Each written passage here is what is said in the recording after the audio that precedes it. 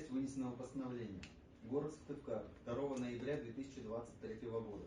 Сыктывкарский городской суд Республики Коми в составе председательствующего судьи Зверева, пресс-секретаря судебного заседания Мишариной, с участием прокурора Соколова, руководителя следственной группы, заместителя начальника СО Сыктывкарского ЛО МВД России на транспорте Кочура, обвиняемого Казакова, его защитника адвоката Кирина, рассмотрев постановление руководителя следственной группы Кочура о возбуждении перед судом ходатайства об избрании меры пресечения в виде заключения под стражу в отношении Казакова Евгения Сергеевича, 11 октября 1979 года рождения, обвиняемого в совершении преступления, предусмотренного частью 2 статьи 213 Уголовного кодекса Российской Федерации, далее УК РФ, установил: